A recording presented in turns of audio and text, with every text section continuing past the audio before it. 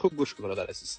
تومرو حدود 5700 سال پیش از امروز زیست کرده. یکی از پادشاهان و پیشدادیان بلخ و باستان است برادر عزیز. شما وقتی در کتابخانه ملی کنگره آمریکا به مثابه اولین دادگر در دنیا شناخته میشه. یک ماخذ. خوب گوش کن برادر عزیز.